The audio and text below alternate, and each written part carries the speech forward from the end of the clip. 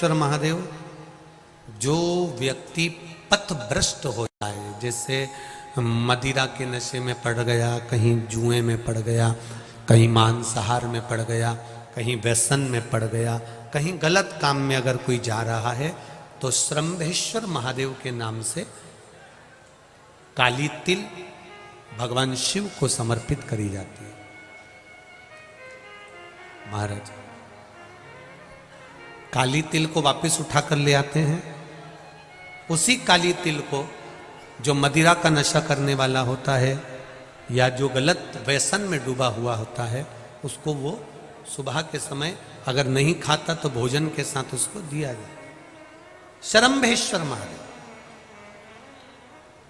एक बेलपत्री का भी बहुत अच्छा प्रयोग है श्रम्भेश्वर महादेव का। मदिरा पीने वालों के लिए, मांसाहार, व्यसन में, जुए में, वेश्यावृत्ति में, पर नारी में, गलत जगह पर जो डूबे रहते हैं उनके लिए पहले की कथा में उसका वर्णन किया है बेलपत्री का। श्रम्भेश्वर महादेव। एक बार सब बोलेंगे, कौन से महादेव? श्रम्भेश्वर महादेव। फिर जम के बोल लो एक बार, श्रम्भेश्वर महादेव। जब हमारे घर में क्रोध बढ़ता है या कोई गलत कार्य में जाने लगता है तो श्रम्भेश्वर महादेव का हमें शरणागति लेना चाहिए। श्रम्भेश्वर महादेव का पूजन करना चालू कर देना चाहिए। कई लोग कहते महाराज जी ये श्रम्भेश्वर महादेव का मंदिर कहाँ मिलेगा, हम कहाँ पूजन करने जाए? कहीं नहीं जाना, तुम्हारे घर के पास में जो शंकर जी का मंदिर है वहीं जाओ, उसी देवालय में, उसी मंदिर में जाओ। श्रम्भेश्वर महादेव के नाम से जल चढ़ाना प्रारंभ करेंगे। वो जल जो गलत संगत में पड़ा हुआ है उसका आचमन कराना प्रारंभ करेंगे। अपने आप उसकी धीरे धीरे बुद्धि सुधरना प्रारंभ हो जाएगी। ऐसा श्रम्भेश्वर महादेव का। कुछ स्थान हमारे यहाँ पर बड़े सुंदर सुंदर स्थान निश्चित किए गए हैं। जैसे कैंसर आदि के मरीज के लिए हम लोग पहले भी कहते हैं कि त्रिजुगी नारायण का जल बड़ा महत्व रखता है। जिसका शरीर या जिसको एक पत्र आया है कि किसी को मिर्गी का झटका आना चालू हो गया था। अब पत्र ढूंढेंगे तो समय थोड़ा लग जाएगा। जिसने लिखा है उसके स्मरण में होगा। जिसने भी लिखा होगा कि बीमारी के चलते चलते फिर मिर्गी आना चालू हो गई।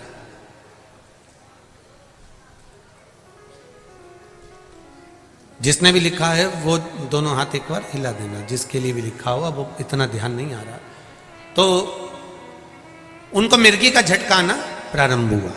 अब मिर्गी का झटका आना प्रारंभ हुआ, कई महीने निकल गए, मिर्गी के झटके ही बंद नहीं हो रहे। तब उन्होंने पत्र में लिखा है कि श्रम्भेश्वर महादेव का आपने जो वर्णन करा था 31 बेलपत्र वाला, गुरुजी हमने वो 31 बेलपत्र वाला प्रयोग करना प्रारंभ करा और उन्होंने पत्र में लिखा है कि मिर्गी के झटके भी बाबा की कृपा से ठीक हो गए हैं। अब कोई झटके उनको आ नहीं। श्रम्भेश्वर महादेव का जो वर्णन है, श्रम्भेश्वर महादेव का जो गुणगान है, ये कोई साधारण नहीं है।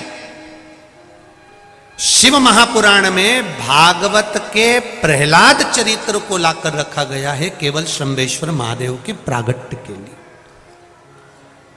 ऐसा श्रम्भेश्वर महादेव का गुणगान। एक बार फिर आप लोग भूल ना जाओ, उसके लिए एक बार फिर से बोल लो, कौन से महादेव? श्रम्भेश्वर महादेव। ये श्रम्भेश्वर महादेव जैसे कुंदकेश्वर महादेव। कुंदकेश्वर महादेव का क्या काम है? माता पार्वती ने बिदल उत्पल को मारने के लिए जो कुंदुक फेंका था, वो कुंदुक भगवान शंकर के पांव में जाकर गिरा था, तो शिव जी का नाम कुंदकेश्वर हो गया था। जब हमारे यहाँ कोई दवाई नहीं लगती शरीर में, कोई कैंसर जैसा रोग हो गया, किडनी लीवर का रोग हो गया या बीपी शुगर का रोग हो गया, शुगर लेवल में नहीं आ रही है, तो आप शंकर जी पे से जो बेलपत्र ला रहे हो कुंदकेश्वर महादेव के नाम से लाओ। दवाई खाओ, डॉक्टर को दिखाओ, सारी जांचें कराओ, डॉक्टर के अनुसार चलो, डॉक्टर जैसा बताए वैसा करो, पर उस दवाई को भी शिव जी से कहकर कि बाबा कुंदकेश्वर महादेव का नाम लेकर उस दवाई को भी हम कुंदकेश्वर महादेव का प्रसाद समझकर पाना प्रारंभ करो, धीरे धीरे आराम लगना प्रारंभ होगा। कुंदकेश्वर महादेव रोग मुक्ति के लिए होते हैं, और श्रंभेश्वर महादेव, बोलो बोलो जरा जम के, व्यसन की